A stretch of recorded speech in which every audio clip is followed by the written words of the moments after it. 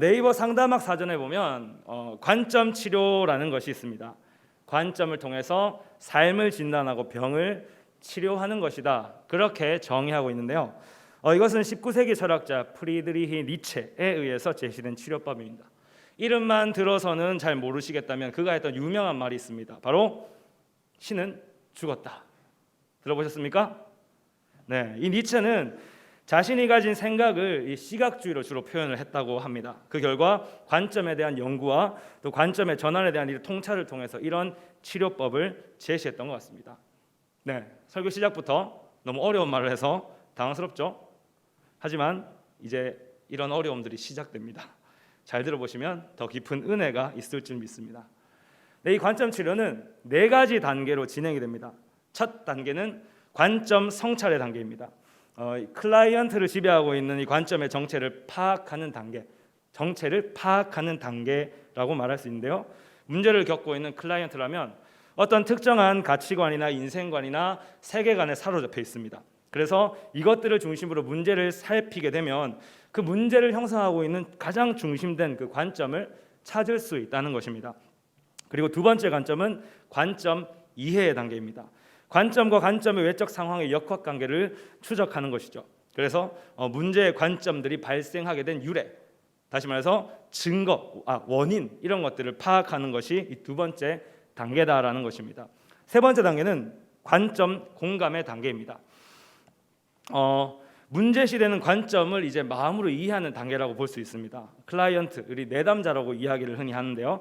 이 내담자의 문제가 되는 관점을 마음으로 공감하면서 막 어려웠던 그 마음 가운데 평정심을 찾을 수 있도록 돕는 단계가 이 세 번째 단계다라는 것입니다. 마지막 단계는 관점 조형의 단계입니다. 문제가 되는 관점을 찾았고 그리고 이해했고 마음의 평정심을 찾았다면 이제 이 문제를 해결함으로 나아가야겠죠. 문제가 되었던 자신의 관점을 새롭게 해서 실천적으로 만드는 단계가 이 네 번째 단계입니다.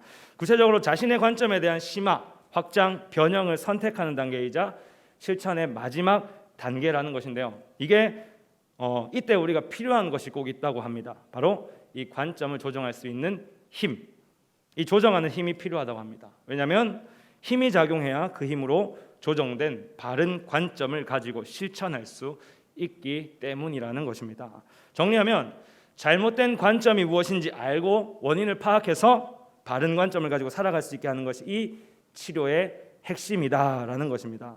근데 이러한 치료의 모습이, 관점 치료의 모습이 오늘 본문에도 이루어지고 있다는 것입니다.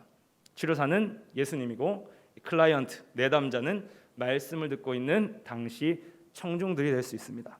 오늘 우리가 함께 나눌 장면은 예수님의 산상수훈 말씀 가운데 율법에 대한 가르침 부분입니다. 17절에서 예수님은 자신이 이 땅에 온 목적이 무엇인지를 분명히 하고 있는데요. 우리 같이 한번 읽어볼까요? 17절입니다. 시작. 내가 율법이나 선지자를 폐하러 온 줄로 생각하지 말라. 폐하러 온 것이 아니요 완전하게 하려 함이라. 예수께서 무엇을 하러 오셨다고 말씀하고 있습니까? 율법이나 선지자를 완전하게 하러 왔다. 그렇게 말씀하고 있죠. 여러분 여기서 율법과 선지자가 무엇을 뜻하는지는 여러분 많이 들어보셔서 잘 알고 계시죠? 모르시나요? 네. 그럼 제가 잠시 설명을 드리겠습니다. 과거 유대인들이 사용했던 성경은 지금 우리가 부르는 이 구약 신약의 구성과는 조금 다르게 구성이 되어 있었습니다. 그들의 성경을 보면 이 토라라고 불리는 율법서, 그게 가장 앞에 모세오경이죠. 율법서가 가장 앞에 있었고 네비임이라고 불리는 예언서, 선지서 이게 그 뒤를 이었습니다. 그리고 마지막으로 케투빔이라고 불리는 성문서, 예를 들어서 시가서, 우리 시편과 같은 시가서나 아니면 이제 오축이라 불리는 룻기나 에스더서 그런 것들, 그리고 마지막 역사서 이렇게 구성이 되어 있었다라는 것입니다. 즉 내용은 우리가 알고 있는 이 구약 성경이다라는 것이죠. 그래서 당시 사람들은 이 구약 성경을 말할 때 토라, 네빔, 케투빔이라고 말했다는 것입니다. 그리고 이것을 줄여서 말할 때는 토라와 네빔, 율법과 선지자, 율법이나 선지자라는 말로 썼던 것이죠. 쉽게 말해서 당시에 이 율법과 선지자라는 말은 성경이라는 것을 지칭할 때 흔하게 쓰이는 말이었다라는 것입니다.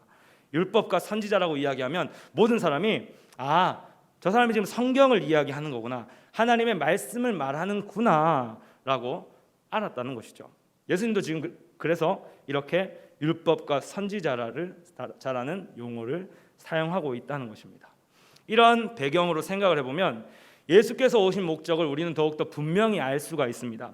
성경 전체를 완전하게 하려고, 하나님의 말씀을 성취하려고 오셨다, 그렇게 이해할 수 있다라는 것입니다. 그런데 여기서 우리는 한 가지 짚고 넘어가야 할 게 있습니다. 왜 예수님은 이 17절에서 생각하지 말라라는 표현을 사용하신 것일까 하는 거죠. 헬라어 성경이나 영어 성경으로 보면 이게 더욱 선명하게 드러납니다. 메 노미세테, do not think that, 이렇게 생각하지 말라라는 표현으로 이 문장을 시작하고 있다는 것입니다. 예수께서 이런 당부의 말을 왜 하시는 것일까요? 왜 이런 이야기를 지금 하고 있는 걸까요? 그것은 바로 이 말을 듣는 청중 가운데 예수님이 율법이나 선지자를 폐하러 왔다라고 생각하는 사람이 있을 수도 있었기 때문입니다. 지금 예수님 앞에는 다양한 무리들이 모여 있습니다. 바로 제자들과 이적을 보고 찾아온 사람들까지 정말 큰 무리가 모여 있다라는 것이죠. 그리고 그들의 대부분은 모두 유대인이었을 것이다라는 거죠. 청중이 유대인들이었다는 것은 곧 오해할 소지가 충분했다는 말과 같습니다. 왜냐하면 지금부터 예수님께서 가르쳐 주실 율법의 가르침이 그들이 전통적으로 가지고 있던 율법 해석, 율법에 대한 이해와는 좀 달랐기 때문인 것이죠. 다시 말해 예수님과 유대인 간의 율법에 대한 인식이 서로 달라서 부딪힐 수밖에 없기에 예수님은 지금 미리 당부의 말로써 이런 말씀을 하고 있다라는 것입니다. 그 말인즉 유대인들에게는 어떤 문제가 있습니까? 하나님의 말씀을 잘못 이해하고 율법에 대한 이해에 있어서 잘못된 관점을 가지고 있었다라는 것입니다. 결과적으로 예수님은 지금 구약 성경에 대한, 특별히 율법에 대한 이 유대인들의 잘못된 관점을 깨닫게 하고 바른 관점을 가질 수 있도록 치료를 시작하고 있다는 것입니다. 말씀 자체이신 예수님께서 말씀에 대한 잘못된 그들의 시각을 바르게 교정하고 있다라는 것이죠. 그렇다면 왜 예수님은 성경에 대한 이들의 시각을 교정하고 있는 걸까요? 함께 20절 말씀을 읽어보면 좋을 것 같습니다. 20절입니다. 시작. 내가 너희에게 이르노니 너희 의가 서기관과 바리새인보다 더 낫지 못하면 결코 천국에 들어가지 못하리라. 아멘. 예수님은 서기관과 바리새인의 의보다 더 낫지 못하면 결코 천국에 들어갈 수 없다, 그렇게 들어가지 못한다 말씀하고 있습니다. 이걸 다시 생각해 보면 천국에 들어가려면 반드시 서기관과 바리새인의 의보다 더 나은 의를 소유해야만 된다, 그래야만 가능하다라는 말이죠. 여러분, 서기관과 바리새인보다 더 나은 의를 소유하는 게 가능한 일일까요? 저는 과거에 이런 말씀을 보면서 바리새인과 서기관의 의보다 더 나은 사람이 있을까라는 그런 의문을 품은 적이 있습니다. 제가 고등학교 시절 때죠. 처음 예수님을 믿었어요. 그때 말씀을 보면서 그럼 나는 천국 못 갈 것 같은데? 이 말대로라면 천국에 들어갈 수 있는 사람이 과연 있을까라는 생각을 했다라는 것이죠. 또 제가 기존에 알고 있던 그런 게 있잖아요. 우리가 흔히 알고 있는 게 있지 않습니까? 예수 믿으면 천국 간다라고 알고 있었는데 지금 그것과 다르니까 예수님 왜 또 믿으면 된다 해놓고 지금 와서 딴소리를 하고 있는 것 같지? 이렇게 생각한 적이 있었다라는 것입니다. 제가 그런 시절에 성경을 봤던 관점이 어떻습니까? 굉장히 초보적이죠. 초보적인 실수를 하고 있다라는 것입니다. 성경에 대해 그릇된 이해를 하면서 보고 있었다는 거죠. 시각 교정이 필요한 이유를 아시겠습니까? 성경을 보는 관점을 교정하지 않으면 믿음에 영향을 줄 뿐더러 천국에 들어갈 수 없기 때문입니다. 자, 이제 이렇게 긴 서론을 마무리하면서 여러분들에게 물어보겠습니다. 천국에 들어간 사람은 누구일까요? 바리새인과 서기관들의 의보다 더 나은 의를 소유하는 사람만이 천국에 갈 수 있다면 누가 천국에 들어갈 수 있을까요? 우리 함께 말씀을 통해 살펴보길 소망합니다. 천국에 들어갈 수 있는 사람, 그 사람은 따라해 봅시다. 시각을 교정한 사람. 우리가 20절을 다시 보면 분명 천국에 들어갈 수 있는 사람은 바리새인과 서기관의 의보다 더 나은 의를 소유한 사람이라는 것을 알 수 있습니다. 그런데 유대인들의 일반적인 생각으로는 그들보다 더 나은 의를 소유하는 것은 불가능한 일이었습니다. 왜 이것이 불가능한 일이었을까요? 이것은 율법에 대한 그들의 관점을 통해 살펴보면 잘 알 수 있습니다. 신명기 28장 말씀에 따르면 하나님은 이스라엘 백성들에게 여호와의 말씀, 즉 모세오경 토라죠. 이 토라를 잘 지켜 행하면 내가 너희를 세계 모든 민족 위에 뛰어나게 하겠다, 그렇게 이야기하면서 또 반대로 그러나 토라를 잘 지켜 행하지 아니하면 너희가 망하게 될 것이다, 그렇게 말씀하고 있습니다. 다시 말해 하나님의 말씀을 잘 지켜서 행하면 여호와의 언약, 약속 아래에서 살게 될 것이고, 그렇지 않으면 여호와의 약속에서 떨어져 나가 그 밖에서 살게 될 것이다라는 말이죠. 가나안 땅을 눈앞에 둔 이스라엘 백성들의 입장으로 생각을 해보면 우리가 말씀을 잘 따르면 가나안 땅에 살 것이고, 그렇지 않으면 가나안 땅에 들어가지 못할 것이다, 그 밖에서 살게 될 것이다, 이런 말과도 같은 말이라는 것입니다. 여러분, 구약으로 여러분들이 들어가서 이 말씀을 들었다면 여러분들은 어떻게 하시겠습니까? 말 잘 듣고 정말 하나님의 말씀대로 잘 살아야 되겠다, 그런 마음이 드시지 않습니까? 우리가 이런 마음이 또 들었다면 이스라엘 백성들 역시도 잘 듣고 잘 살려는 마음이 들었을 거라는 말입니다. 그런데 그들을 통해 우리가 확인할 수 있는 결과는 어떻습니까? 북이스라엘은 아수르에 멸망당하고 남유다는 바벨론에 멸망당하고 결국 포로 생활까지 하게 되죠. 그뿐만 아니라 예루살렘 성전이 무너지게 되죠. 정말 처참할 만큼의 수치를 당하게 되었다라는 것입니다. 또 이때 이스라엘 백성들이 여기저기 많이 흩어지지 않습니까? 잘 살려고 했는 것 같은데 결과적으로 잘못 살았다는 것이죠. 이러한 역사적 결과를 바탕으로 신약의 유대인들의 마음에는 우리 조상들이 말씀을 행하지 않아서 이렇게 된 것이다라는 생각이 있었을 거라는 말입니다. 그리고 여전히 신명기의 말씀대로 잘 행하면 하나님의 언약 안에서 축복을 받아 누린다는 생각, 그게 있었다는 것이죠. 그래서 그들은 하나님의 언약 안에 있기 위해서 이 율법의 말씀을 잘 지켜 행하려고 더 많은 율법들을 제정해서 자신들의 행동을 절제하기에 이른 것입니다. 율법을 잘 행하면 의에 이르고 행하지 못하면 버려짐을 당한다. 이것이 그들의 구원관이었다라는 것입니다. 따라서 사람들은 율법에 있어서 전문가였던 이 바리새인과 서기관들처럼 율법에 대해서 더 많이 알지도 못했고 더 잘 행하지도 못하기 때문에 이들보다 더 나은 의를 가진다, 행한다라는 것은 너무나도 힘든 일이었다라는 것입니다. 그들에게 예수님의 이 말씀이 무엇처럼 들렸을까요?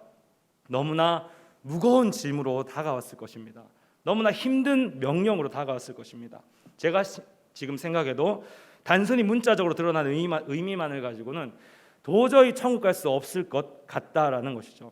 그런데 감사하게도, 정말 감사하게도 우리가 지금 가지고 있는 이 성경은 우리에게 예수님의 이 말씀이 무엇인지 깨닫게 해주고 있습니다. 천국에 들어가는 방법을 말해주고 있다는 것입니다. 갈라디아서 2장 16절인데요. 우리 좀 길지만 한번 같이 읽어보면 좋겠습니다. 읽어봅시다. 큰 소리로 읽습니다. 시작.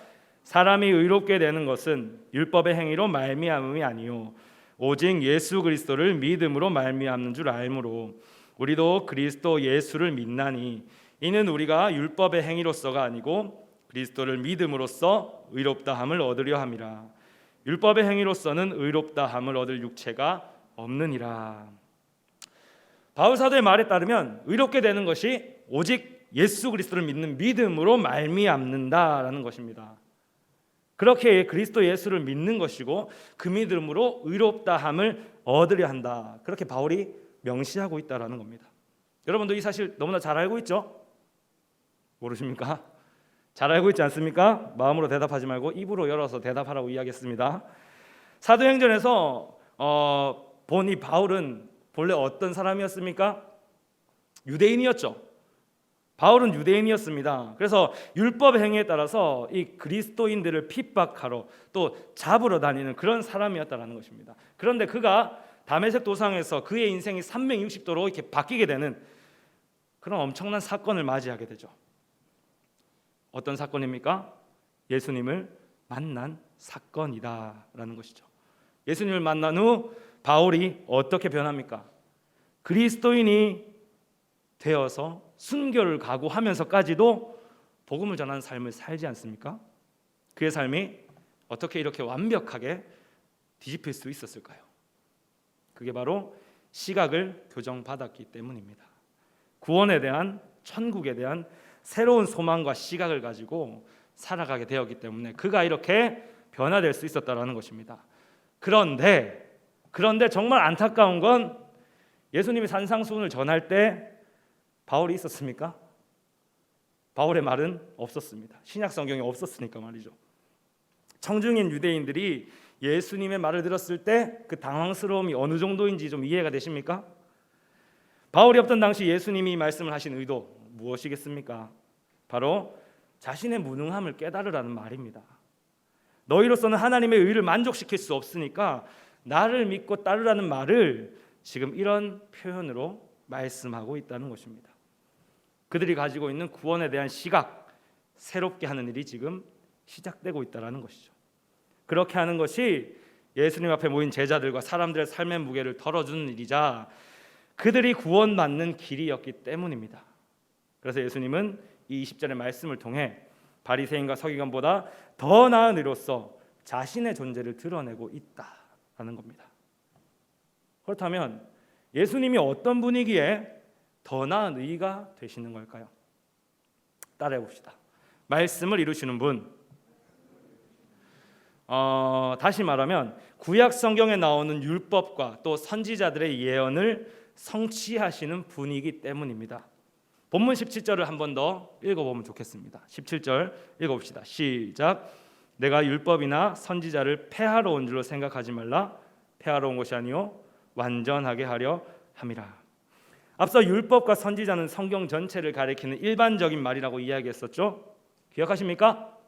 그런데 여기서 또 다른 의미가 한 가지 더 있습니다. 바로 약속과 성취라는 이 선지자적 관점에서 율법을 이해시키기 위해서, 이해하도록 하기 위해서 이런 말을 했다라는 것입니다. 그리고 여기에 사용된 완전하게 하려 함이라는 말은 헬라어 원형으로 살폈을 때 플레로라는 말이 사용이 됩니다. 이것의 의미는 뭔가 좀 부족해서 이거를 보완한다라거나 완성이 아직 덜 됐기 때문에 이걸 좀 미완성된 걸 마무리해서 완성시킨다라는 그런 의미가 아닙니다.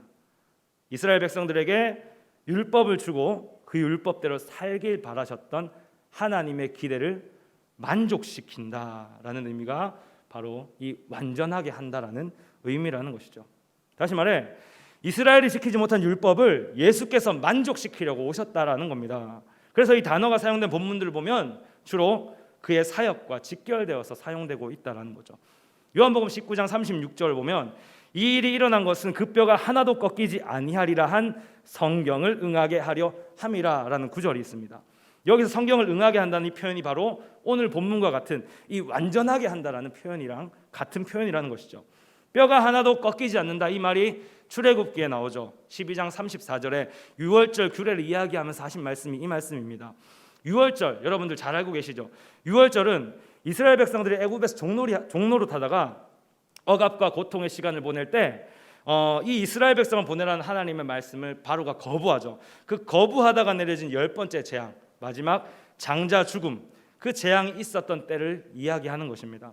집에 문설주와 임방에 어린 양의 피를 바르면 구원의 은혜를 누리게 되는 사건이 바로 이 유월절 사건이죠. 구약에서 이 유월절은 장차 오실 예수 그리스도를 예표적으로 보여주는 사건이었습니다. 그리고 실제로 예수님이 이 땅에 오셨을 때 어떻습니까? 이 예언이 성취되었다는 것이죠. 율법이나 선지자를 완전하게 하러 왔다는 그 말씀을 십자가라는 것을 통해서 이루고 계셨다. 이루신 것이다 라는 말입니다. 그리고 다음에 설교를 하게 되겠지만 오늘 본문 뒤에 이어지는 이야기들이 있습니다. 율법에 있어서 더 나은 의에 대한 6가지 이야기, 이 예로 설명되는 내용을 통해서 예수님은 구약에 나타난 하나님의 기대를 어떻게 성취하고 계신지를 보여주고 있습니다. 우리 더 나아가서 18절 한번 볼까요? 18절입니다. 읽어봅니다. 시작. 진실로 너희에게 이르노니 천지가 없어지기 전에는 율법의 1.1획도 결코 없어지지 아니하고 다 이루리라. 아멘. 예수님은 율법을 천지가 없어지기 직전까지 이룬다고 말씀하고 있죠. 또 그때까지는 율법의 1.1획, 가장 작은 단위 율법까지도 결코 없어지지 않을 거라고 말씀하고 있습니다. 우리가 살아있는 걸로 봐서는 천지가 없어졌습니까? 아직 유효합니까? 네, 그 말인즉 율법도 유효하다라는 것이고 구약의 하나님의 말씀도 여전히 살아있다라는 겁니다. 그렇다면 우리가 지금도 이 율법을 지켜야 할까요? 지키지 않아도 되는 것일까요? 율법은 구약에서만 지키면 되는 것이다. 아니다. 율법은 아직도 유효하다. 이런 여러 가지 의견들이 많은데요. 이에 대한 정리를 우리 또 바울 사도께서 아주 잘 해놨습니다. 또 길지만 함께 로마서 3장 20절에서 24절 말씀을 읽어봅시다. 시작. 그러므로 율법의 행위로 그의 앞에 의롭다 하심을 얻을 육체가 없나니 율법으로는 죄를 깨달음이니라. 이제는 율법 외에 하나님의 한 의가 나타났으니 율법과 선지자들에게 증거를 받은 것이라. 곧 예수 그리스도를 믿음으로 말미암아 모든 믿는 자에게 미치는 하나님의 의인이 차별이 없느니라. 모든 사람이 죄를 범하였음에 하나님의 영광에 이르지 못하더니 그리스도 예수 안에 있는 속량으로 말미암아 하나님의 은혜로 값없이 의롭다 하심을 얻은 자 되었느니라.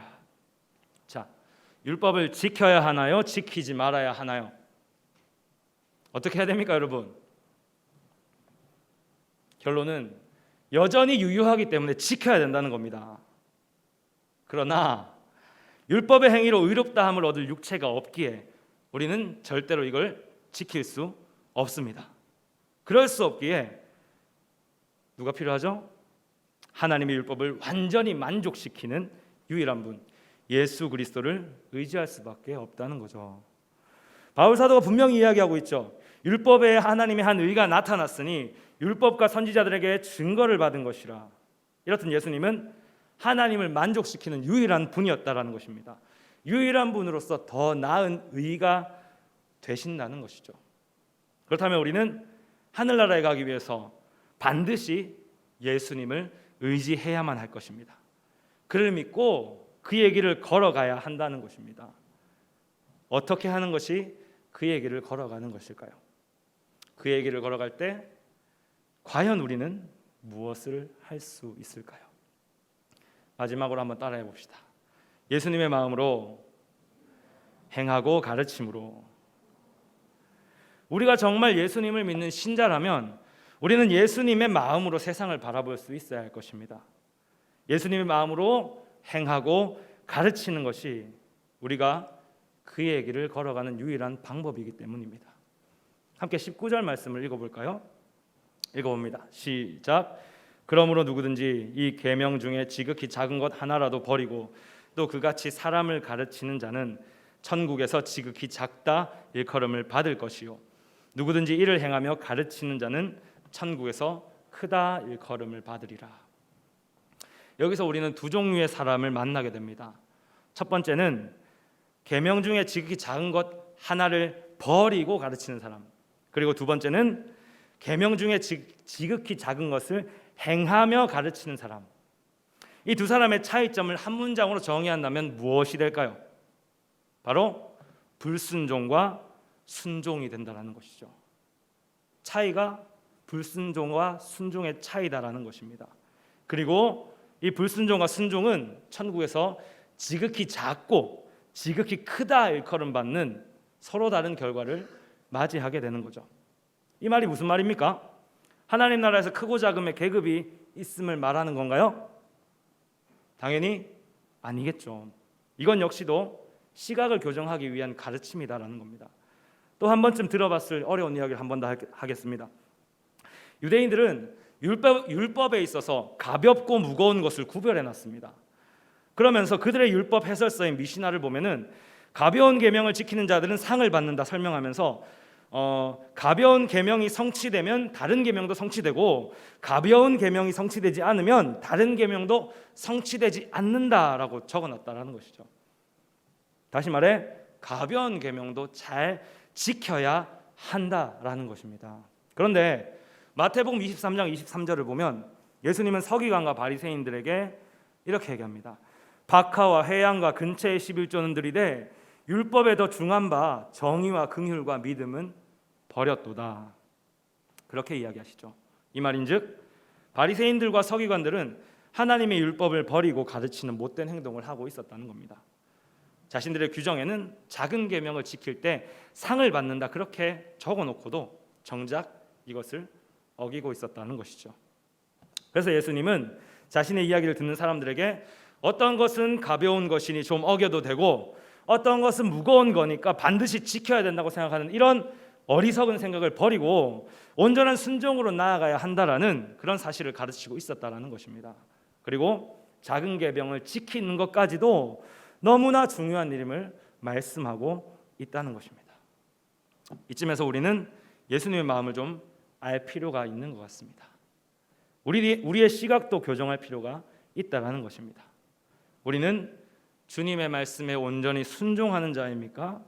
나의 편의에 따라서 뺄 건 빼고 지키는 불순종하는 자입니까?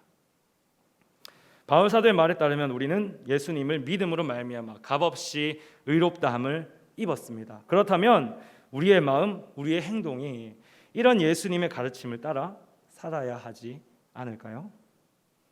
바라기는 여러분들 가운데 예수님을 향한 진실된 순종이 있기를 소망합니다. 하나님의 뜻을 성취하기 위해 그가 가셨던 그 섬김의 길처럼 잘못된 생각에 갇혀 고통받는 자들에게 자유와 회복과 구원을 주시는 그런 예수님의 모습처럼 우리의 인생길이 그러한 순종의 길 되기를, 섬김의 길 되기를 다시 한번 간절히 소망합니다. 이제 말씀을 마무리하겠습니다. 작가이자 선교사인 석용욱 선교사님의 책 마음드림의 한 글귀가 어쩌면 주님의 마음을 잘 보여주고 있는 것 같습니다. 제가 읽어드릴게요. 율법이니 계명이니 혈기왕성할 때는 마냥 답답하고 고리타분하게만 느껴졌었어요. 하지만 이제는 조금 알 것 같습니다. 그런 원칙들이 위기의 순간마다 보이지 않게 나를 잡아주고 있었다는 것을. 그러면서 율법이 자동차의 안전띠와 같은 역할을 한다라고 설명을 하고 있습니다. 여러분, 안전띠는 생명의 띠죠. 우리는 계명을 지키라는 이 말씀 속에서 우리를 끝까지 놓지 않고 지키시려는 그 끝까지 지키시려는 예수님의 마음을 볼 수 있습니다. 때론 이것이 나를 괴롭게 하는 것일 수 있습니다. 그렇지만 이 괴로움 때문에 지금 우리가 여기 있는 것이지 않습니까? 주님과 함께 영적 안식을 누리는 이유가 여기에 있지 않습니까? 우리 함께 주님의 마음으로 주님의 길을 걸어갑시다. 그의 가르침을 가난한 자들을 돕고 그 가르침을 따라서 가난한 자들을 돕고 마음이 상한 자를 고치고 예수님을 바라보지 못하는 자들의 그 잘못된 편견과 시각을 새롭게 하는 사람들이 될 수 있기를 바랍니다. 그 길이 곧 복음의 길이며 주님의 마음을 따라 행하고 가르치는 복된 행복의 길이라 하는 것입니다. 이같이 지극히 작은 계명 그것을 행하며 가르침으로 하나님께 영광을 돌리는 모두가 되길, 그래서 천국에서 지극히 큰 자리라 일컬음 받는 복된 인생이 되시길 주님의 이름으로 축원합니다.